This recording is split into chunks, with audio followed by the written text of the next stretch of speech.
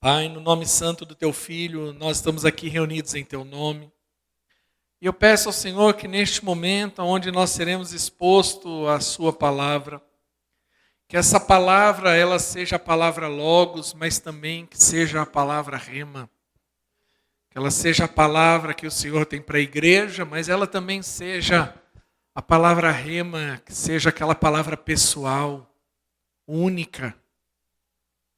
Espírito Santo, fala conosco.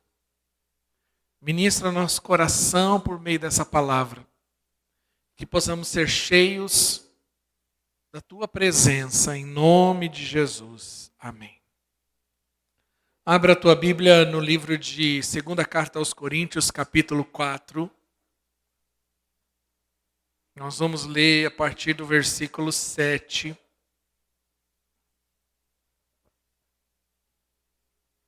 Segunda Carta aos Coríntios 4, versículo 7.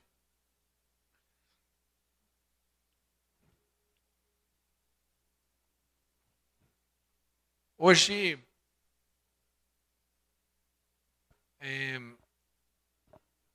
há mensagens que eu prego e reprego e reprego. Essa mensagem eu já preguei no mínimo umas 3 vezes na igreja. Mas eu sinto no meu espírito esses dias que havia uma necessidade de falar de novo sobre esse assunto. Nós estamos vivendo um tempo que, por conta de tudo que tem acontecido ao nosso redor, as pessoas estão sendo muito afetadas e há muita gente abatida. E eu sinto que é necessário falar sobre isso. Que eu acredito que uma das funções da igreja, de nos reunirmos aqui num culto, é para que possamos também receber uma palavra de fé, de esperança. É importante nós entendermos por que nós estamos aqui reunidos. Quando Paulo escreve a 2ª carta aos Coríntios, diferente da primeira, que era uma carta mais doutrinária, a 2ª carta aos Coríntios ela teve um propósito de... Paulo ele queria defender o seu ministério apostólico, porque estava sendo atacado por conta disso. E Paulo queria combater também os falsos profetas que estavam se levantando e enganando o povo. Mas um dos motivos de Paulo também escrever essa 2ª carta aos Coríntios foi para que ele pudesse trazer uma palavra de fé, de esperança. Porque agora, nesse momento em que Paulo escreve, a igreja estava passando por perseguições, por lutas. Ser cristão, naquele momento, não era algo legal.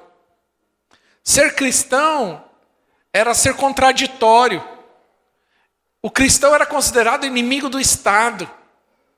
Havia uma perseguição e, pelo simples fato dessas pessoas crerem em Jesus, elas estavam sendo tolhidas da sua liberdade, estavam sofrendo injustiças, estavam sendo perseguidas por conta da sua fé, mas essa perseguição era de uma forma velada até. Em alguns momentos, perdiam seus empregos, não tinham oportunidades que outros tinham, somente por causa da sua fé. Então isso, em alguma medida, podia afetar a igreja. Porque a vida daqueles homens e mulheres estava sendo afetada. O dia a dia deles. Então Paulo vem e escreve para trazer uma palavra de ânimo, de esperança e dizer, olha... Fica firme, porque isso vai passar. É interessante como a Bíblia é tão atualizada que não é muito diferente do que já estamos vivendo nos dias de hoje. Eu estava narrando o que muitos estavam vivendo naquela época, mas em alguma medida nós já estamos vivendo dessa forma. Então Paulo, quando ele escreve isso, ele traz essa palavra para a igreja. E do versículo 7, ele diz assim: Mas temos esse tesouro em vasos de barro, para mostrar que este poder que tudo excede, provém de Deus e não de nós. Então Paulo está falando de algo que é excelente, algo que é valoroso, valioso, mas ele está num recipiente frágil. E esse tesouro é o nosso chamado, é aquilo que Deus fez em nós, é a nova natureza em Cristo Jesus, e agora o Espírito de Deus, ele habita dentro de nós.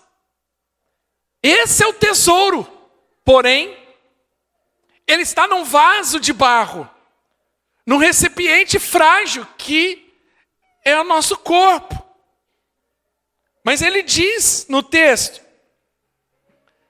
ele diz, temos esse tesouro em vaso de barro para mostrar que o poder que a tudo excede provém de Deus e não de nós, que não tem nada a ver conosco, não é a força do nosso braço, mas é aquilo que está em nós. Por isso que nós lemos também em outro momento na Escritura, que maior o que está em nós do que está neste mundo. É o que está em nós. Aí no versículo 8 ele continua. De todos os lados somos pressionados, mas não desanimados. Ficamos perplexos, mas não desesperados. Somos perseguidos, mas não abandonados. Abatidos, mas não destruídos. Então ele fala com a igreja, ele fala de todos os lados, porque as pressões eram grandes. E é isso que muitas vezes nos sentimos tão pressionados por tantas circunstâncias ao nosso redor. Mas essa pressão, ele diz, nós somos pressionados, mas não desanimamos. Eu fico firme, eu continuo, eu não permito que essa pressão defina algo em mim, eu acabo chutando balde e mandando tudo para a cucuia e dizendo, ó, chega. Porque é esse o sentimento que nós temos quando estamos debaixo de pressão, sim ou não? Mas ele diz, olha, mesmo pressionado, eu não desanimo, ou seja, eu não desisto, eu não abandono, eu continuo. E aí ele continua. Ficamos perplexos, é fato. Cada dia mais eu tenho ficado perplexo com o que está acontecendo conosco. Eu tenho ficado perplexo com tanta injustiça ao nosso redor. Eu fico perplexo de ver que o bom se tornou certo. É isso mesmo, ao contrário. Que o ruim se tornou certo e o bom se tornou errado. Essa mudança de valores, essa troca de valores me deixa perplexo. Me deixa perplexo ver a falta de temor de muitos em relação às coisas de Deus. Me deixa perplexo. Me deixa perplexo ver como essa questão de valores deste mundo, muitas vezes querem colocar isso como uma verdade para nós, sendo que nós temos os valores segundo o padrão bíblico. Tudo isso tem me deixado perplexo. Mas ele diz, eu fico perplexo, mas eu não me desespero.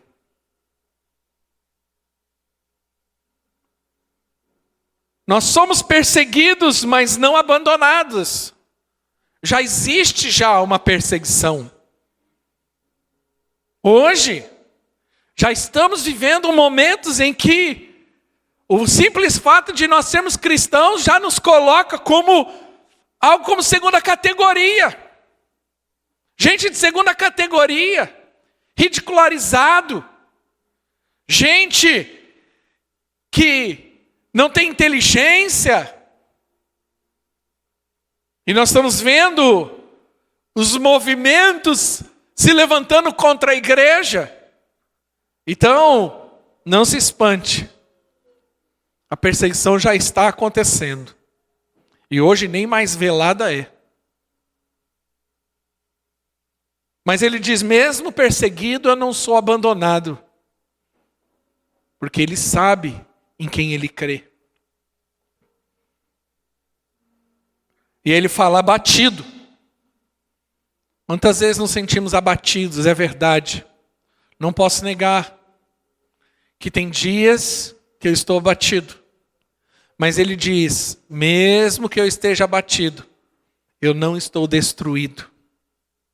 Eu continuo.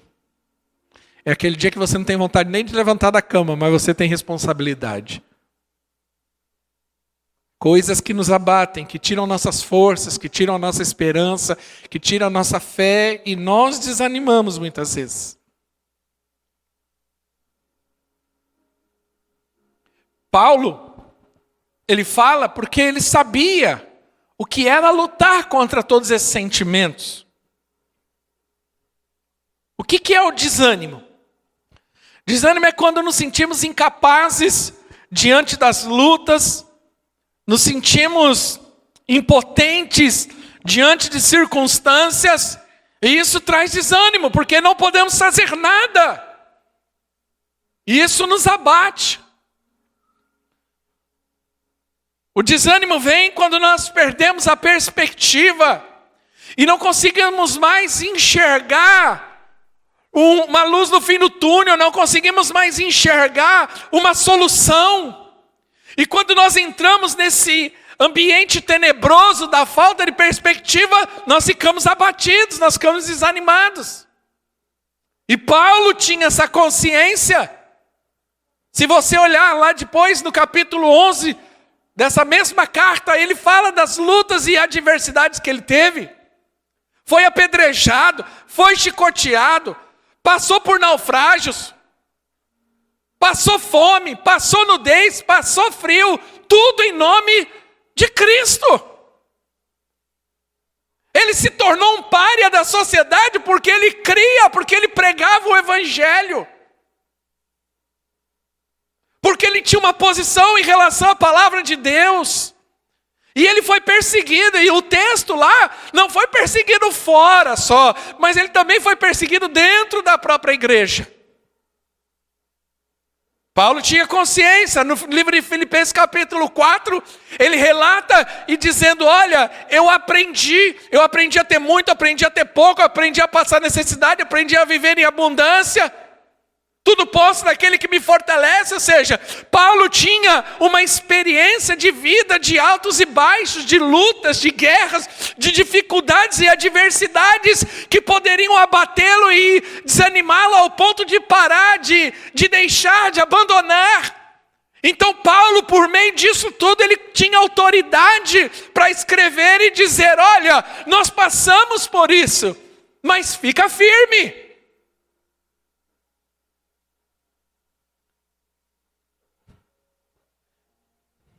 E por que Paulo não desanimava ao ponto de desistir?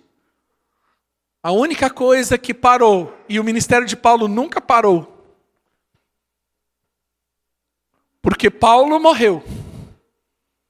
Alguns dizem que decapitado pelo Império Romano. Mas o seu legado existe até hoje. Você vê que o ministério era tão poderoso que mataram ele, mas não conseguiram matar o seu ministério. E por que Paulo tinha essa condição? Porque Paulo sabia que tinha duas naturezas. No versículo 7, ele diz, nós temos esse tesouro em vaso de barro. Paulo tinha consciência que tinha uma natureza espiritual, que essa fortalecida por Deus, se alimentando da palavra de Deus, era um gigante na fé. Era um herói da fé. Mas ele também tinha uma natureza humana, frágil. Ele tinha uma alma que estava exposta a todas as situações, e em alguma medida isso afetava sim a sua vida. Ele não era um dos vingadores, não. Ele não fazia parte da Liga da Justiça. Ele era um ser humano tão comum quanto eu e você. E tinha suas lutas, suas adversidades, suas crises, como eu e você. O erro de muita gente é que às vezes a pessoa acha que ela é tão crente que ela nega a sua natureza humana. E quando ela se depara com isso, ela entra numa depressão profunda, porque simplesmente não consegue admitir que tem uma natureza humana. E ela precisa administrar isso, o tempo todo. O fato de eu me converter, o fato de eu ter uma nova natureza, o fato de eu ser salvo em Cristo Jesus, não quer dizer que a minha carne se converteu, porque carne não se converte. O que converte é o nosso espírito. O que é transformado é a nossa alma, mas a carne continua. Então Paulo tinha essa consciência clara. E que uma dessas duas naturezas era muito frágil, muito suscetível às circunstâncias. O que nos desanima? Primeira coisa que nós precisamos aprender. Qual é a fonte do nosso desânimo? Palavras podem nos desanimar. A Bíblia diz que a boca tem poder de curar, mas também tem o poder de matar. Então, muitas vezes somos machucados, somos feridos, e isso nos causa dor e traumas, porque às vezes ouvimos coisas que não gostaríamos de ouvir. A ofensa chega a nós. Nosso coração é contaminado, nossa alma é abatida, porque palavras nos desanimam. Às vezes você está firme, feliz, mas vem alguém, fala, e aquilo te abate. Outra coisa que nos desanima são expectativas erradas. Isso é muito comum e pouco percebido.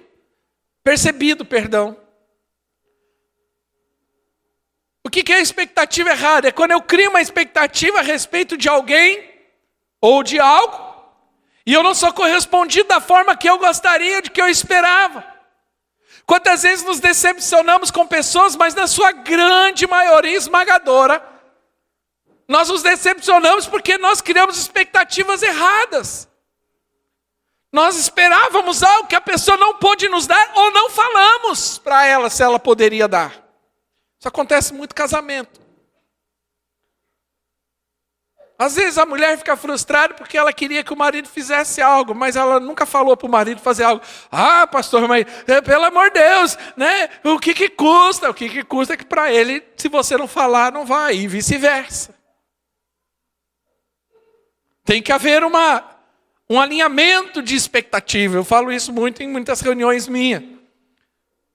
Quando você vai, qualquer negócio, qualquer circunstância, fala, vamos fazer um alinhamento de expectativa. O que eu espero de você e o que você espera de mim, para que não haja frustração nesse relacionamento, e vamos embora.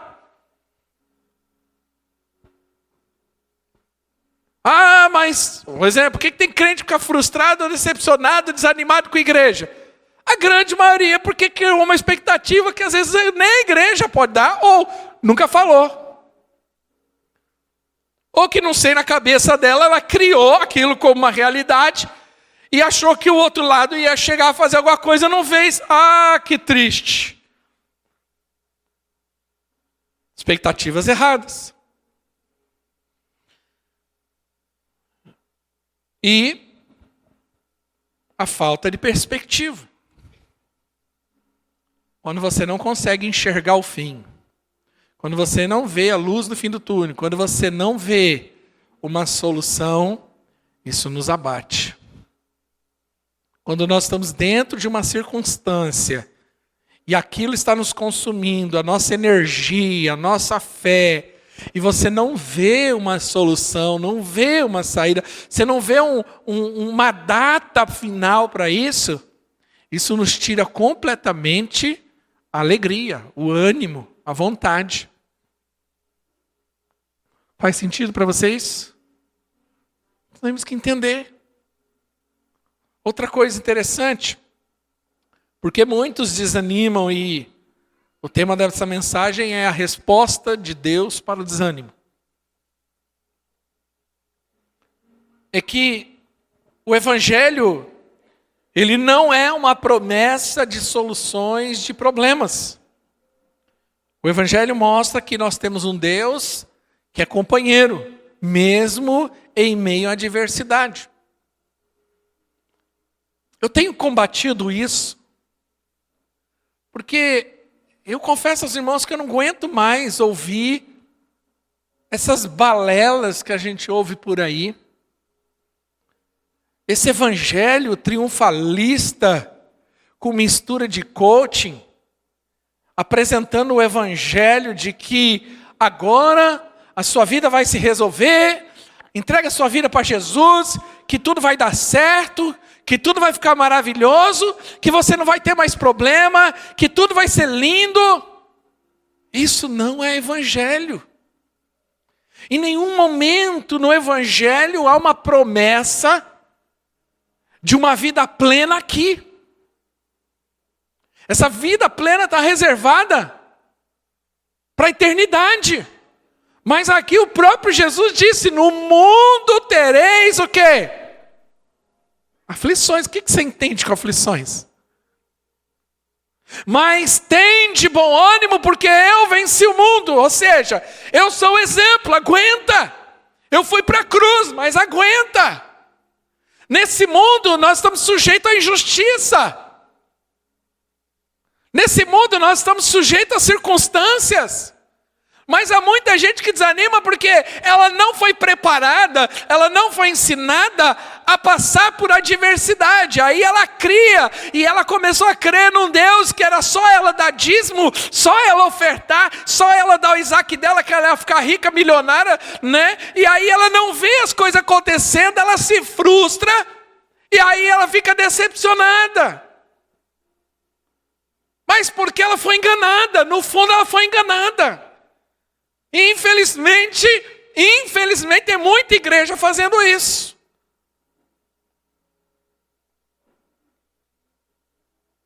Porque o evangelho não é uma promessa de soluções de problemas. Não, mas ele mostra que nós agora temos um Deus que é conosco. Quando passares pelo fogo, ali eu estarei. Quando passares pelas águas, não te submergirão.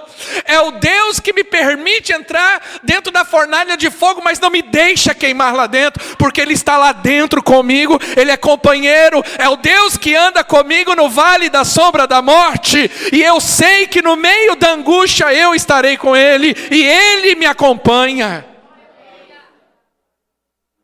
Esse é o Deus que nós servimos.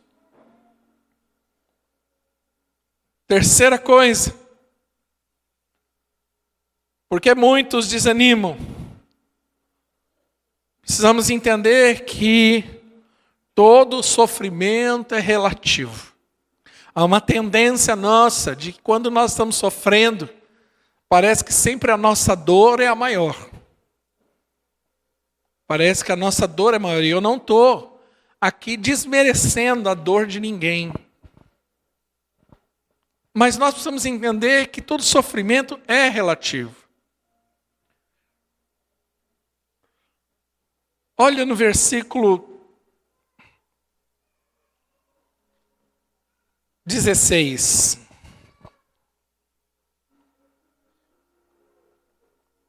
Capítulo 4, né? Versículo 16. Nós vamos ler até o 18. Por isso, não desanimamos. Embora exteriormente estejamos a desgastar-nos, lembra da natureza frágil, humana, que está suscetível a tudo isso? Embora exteriormente nos desgastamos, o texto diz, interiormente estamos sendo renovados dia após dia. Por isso que todo dia nós precisamos ter contato com a palavra de Deus, todo dia precisamos estar ali em contato com o Senhor, porque é dia após dia. Então nós precisamos ter essa consciência que a minha natureza espiritual, ela precisa ser edificada, alimentada, renovada. Porque a minha natureza humana, ela é frágil, ela está à mercê do tempo. Você vê? Não tinha ruga, agora tem. Não tinha cabelo branco, agora já tem barba branca. Daqui a pouco tem que passar a Grecinha em 2000. Mas eu não entro em crise, porque estou suscetível, a vida é assim. Daqui para frente é só para baixo, como diz. Nesse aspecto. Mas embora o nosso homem exterior se corrompa, fique ali, o interior se renove a cada dia. E no versículo 17 ele diz: pois os nossos sofrimentos leves e momentâneos. Olha como ele trata o sofrimento. Ele é leve. E principalmente é momentâneo. A grande artimanha do inimigo, e como que eu sei que eu estou debaixo de seta, onde o inimigo está me atacando, há um ataque espiritual, é quando eu começo a achar que o meu problema é o pior do mundo e que ele não tem fim, vai ser a vida toda. Eu começo a achar que eu tenho que me acostumar com o problema, que eu vou ter que viver aquilo a minha vida toda. Ele está dizendo, não, a nossa leve e momentânea tribulação produz para nós um peso eterno de glória. Quando eu digo que o sofrimento é relativo, nós precisamos entender. Imagine aqui comigo uma linha traçada aqui e que essa linha represente a eternidade. Ela não tem começo e nem fim. Essa é a eternidade. É o tempo além do tempo. É o tempo conhecido como Kairos. O tempo Cronos é esse que a gente consegue cronometrar. Dia, mês, ano. Mas o Senhor, Ele é Senhor do tempo. Ele é o Deus da eternidade. É o eterno. E dentro dessa linha do tempo,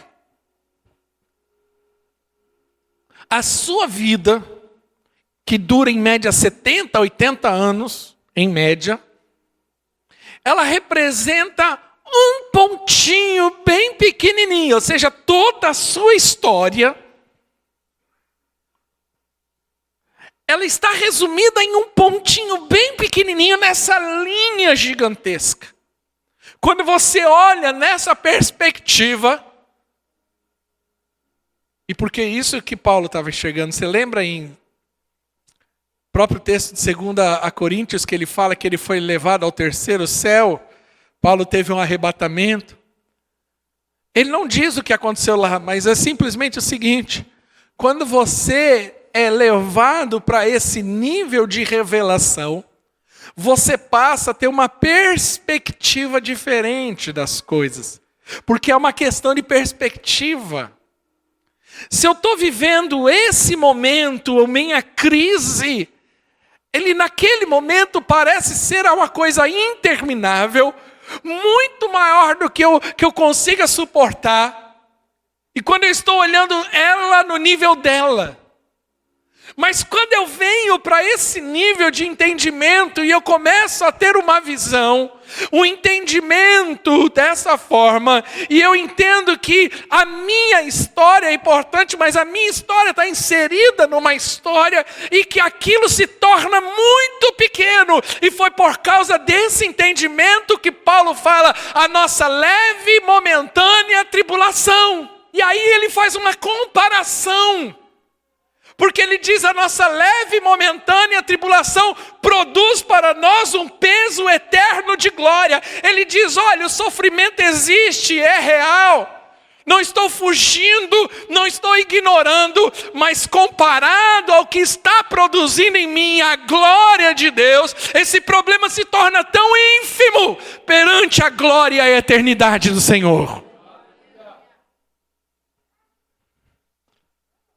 Por isso que o sofrimento é relativo. Porque muitas vezes nesse momento nos comparamos com pessoas que estão melhor do que nós. Há uma tendência.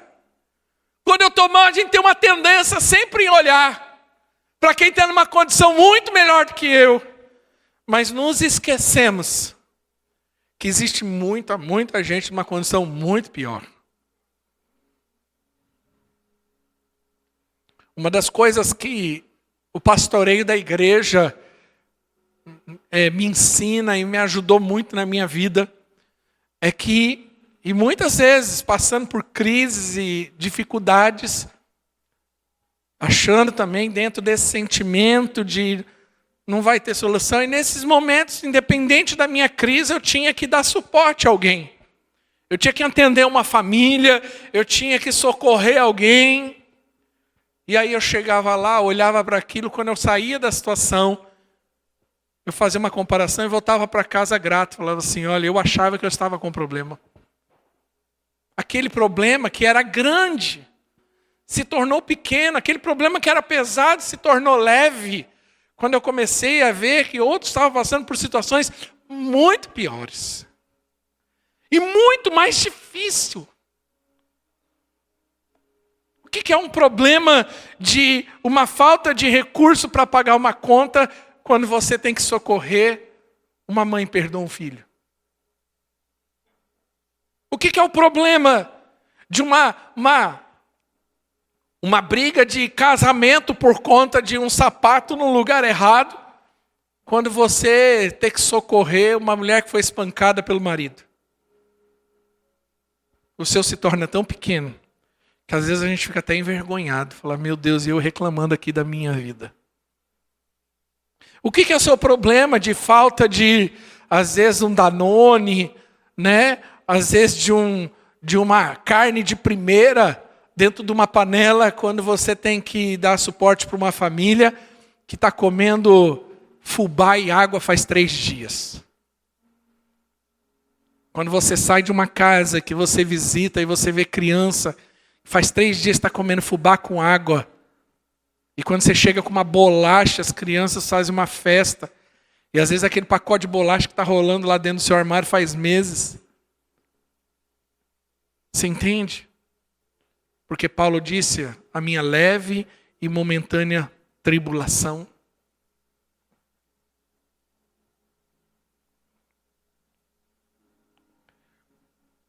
Uma coisa que tem levado muita gente ao desânimo é que ela acha, muitos acreditam, infelizmente, que a solução do evangelho ela é sempre imediatista. Mas as soluções do evangelho não são imediatas ou imediatistas. Mas elas sempre, na grande maioria das vezes, vêm por meio de processos. Versículo 17, pois a nossa leve e momentânea tribulação, ela produz, diga, produz. A sua leve e momentânea tribulação produz. Ela está gerando. Essa palavra produzir, no original, ela dá o sentido de despertar. De acordar algo que estava adormecido. Então, muitas vezes nós passamos por circunstâncias, mas elas não servem e não são para nos abater, mas sim para nos despertar. A nossa leve e momentânea tribulação, ela produz, ela gera. O recurso está lá, mas muitas vezes você não usa porque não está passando por circunstâncias. Eu acho que encaixa nesse momento. Me lembrei de uma história que essa história sempre falou muito comigo, que conta a história da vaquinha sagrada. Um homem com seu discípulo estavam caminhando em uma floresta e ali conversando.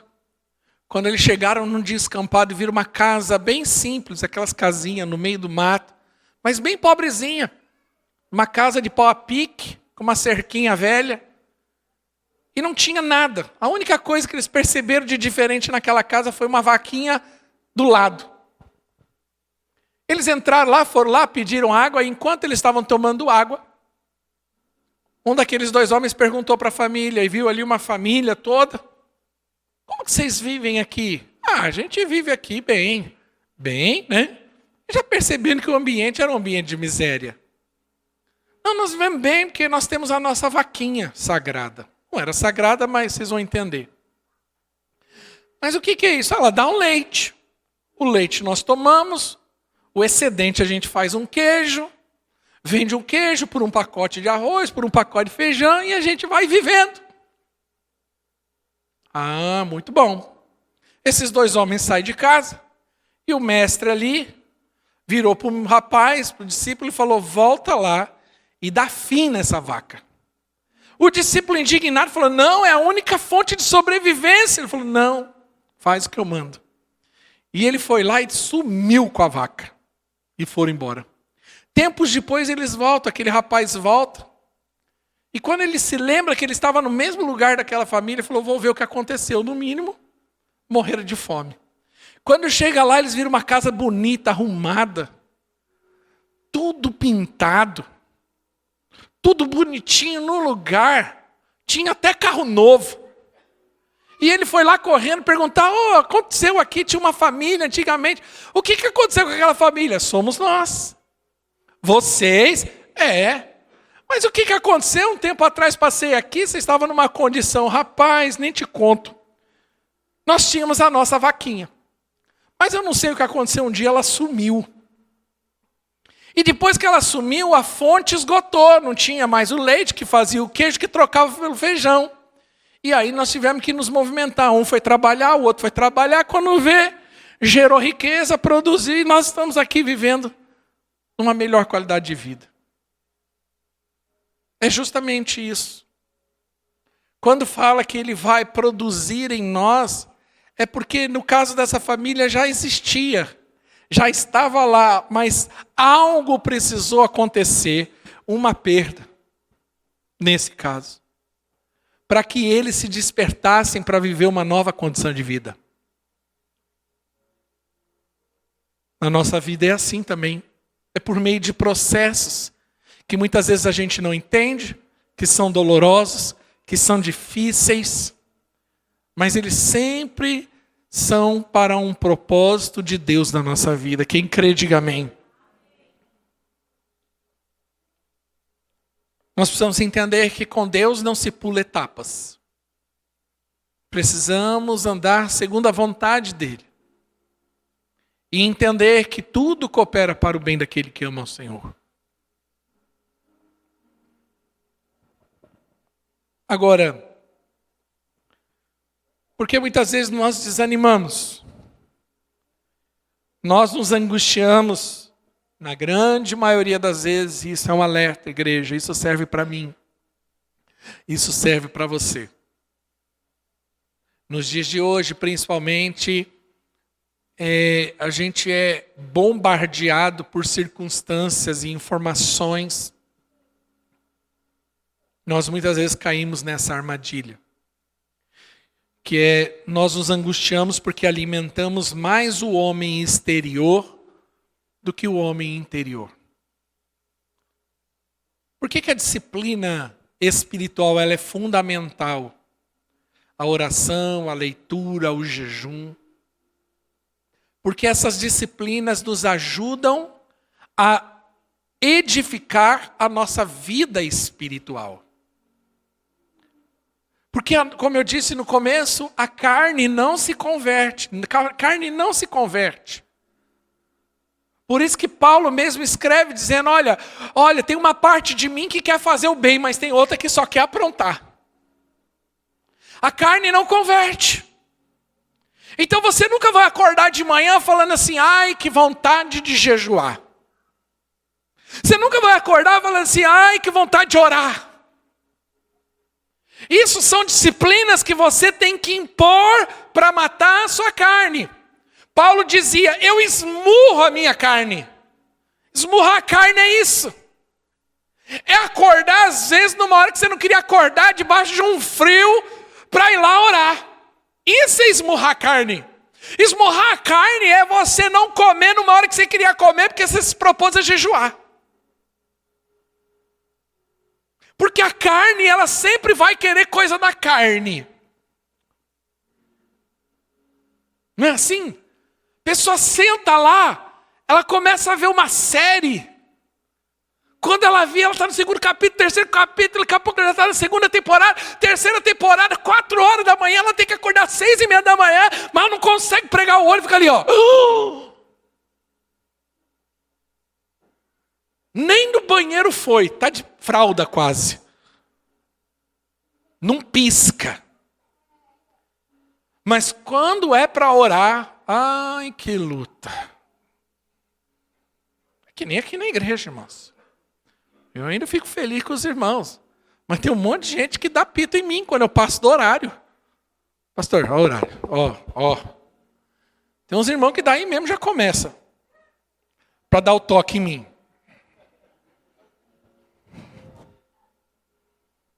Tem fantástico para assistir. Tem que ir para casa assistir Fazenda. A carne. Sabe? Nós precisamos, versículo 18. Paulo ele encerra essa conversa alinhando ali o coração da igreja de Corinto e ele termina alinhando a visão.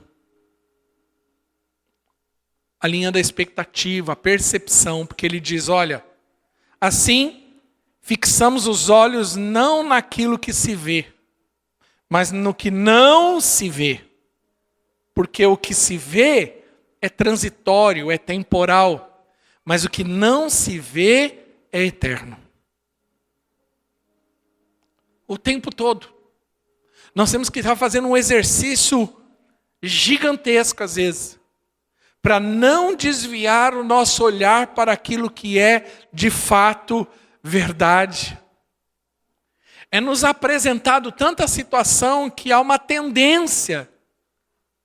Não que a gente não possa desfrutar de coisas desse mundo, não que a gente não possa ter coisas que são benéficas para nós, desde que não agrida aos valores de Deus, mas a angústia é que na grande maioria das pessoas, ela está mais fixada nas coisas de cá, mais preocupada com as coisas de cá. Perceba. Colossenses capítulo 3:1 diz que nós devemos buscar as coisas do alto e não de baixo. Mas se você fizer rapidamente uma análise na sua vida, provavelmente 80% a 90% da sua angústia tem a ver com coisas transitórias. Coisas que passam. Ai, eu não tenho aquela roupa. Mas está cheio de roupa enfiada dentro do armário lá que você não usa. Não que você não deva ter roupa. Ai, que eu não tenho aquele carro que eu gostaria. Deixa eu te falar uma coisa. Quando eu era menino tinha cada carrão e hoje eu vejo é tudo pau velho, rebentado. Tem uns legal pra caramba ainda, mas que na minha época era o carro. E hoje está podre, jogado lá no ferro velho, ninguém quer. Nós precisamos entender. Esse mundo quer nos impor realidades que não são de Deus. Que não são bíblicas.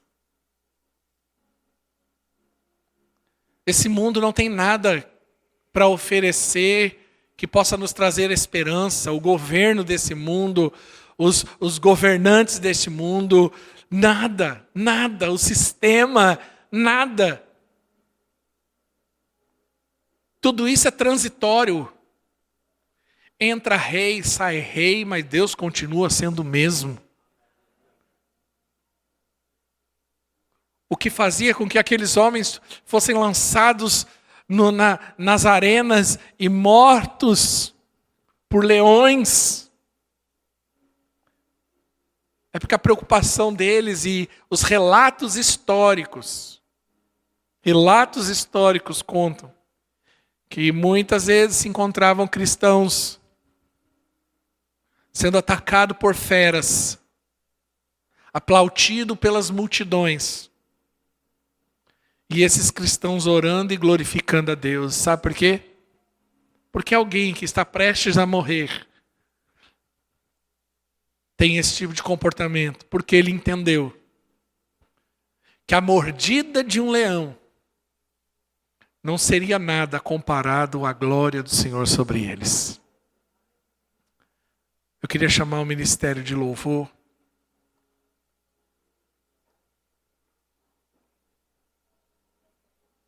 Abra no livro de Apocalipse, capítulo 21, do versículo 1 ao 6.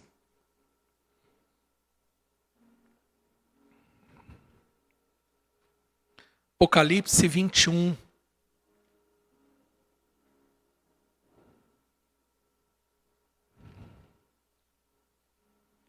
Do versículo 1 ao 6 diz assim: Então viu novos céus e a nova terra, pois o primeiro céu e a primeira terra tinham passado e o mar já não existia. Vi a cidade santa, a nova Jerusalém, que descia do céu da parte de Deus, preparada como uma noiva adornada para o seu marido. Ouvi uma forte voz que vinha do trono e dizia: agora o tabernáculo de Deus está com os homens, com os quais ele viverá. Eles serão seus povos, o próprio Deus estará com eles e será o seu Deus. Ele enxugará dos seus olhos toda lágrima. Não haverá mais morte, nem tristeza, nem choro e nem dor, pois a antiga ordem já passou. João teve uma visão. E eu não sei se você sabe, João estava preso. Os governantes da época tentaram matar, e João foi o único discípulo, historicamente, de Jesus que não morreu martirizado. Não sei se você sabe disso. Todos foram martirizados, ou seja, mortos por conta da fé em Cristo Jesus. A tradição diz isso. A Bíblia não relata como foi, mas a tradição histórica diz. Mas João foi o único que não foi martirizado. A tradição conta que tentaram matá-lo. Isso é uma tradição, não tem. E o imperador da época afundou ele num tacho de óleo quente. E mesmo assim ele não morreu. Então o que fizeram? Joga ele na ilha de Patmos, uma ilha isolada. Um lugar onde ele vai ficar lá numa prisão, no meio do nada. E lá ele não vai poder fazer nada. E vai morrer à míngua. E quando ele estava lá na ilha de Patmos, aos olhos do imperador à míngua, sozinho, e aí o imperador achando, agora ele não pode fazer mais nada pela igreja e pelo evangelho. Aí vem o próprio Jesus, se apresenta para ele e revela o Apocalipse. E ele tem uma visão. E o Apocalipse é escrito nesse momento. E olha o que João viu dentro de uma prisão suja. No fim do mundo. Ele viu o novo céu e a nova terra. Ele viu o que Paulo dizia. Eu não atento para as coisas que se veem, mas as que não se veem. Porque as que se veem são temporais. Estou ferido. Tentaram me matar colocando dentro de um tacho de óleo. Não conseguiram. Mas o que me sustenta é continuar sabendo que existe um novo céu e uma nova terra. Essa é a esperança da igreja. Essa deve ser a esperança de cada um de nós. Fique de pé.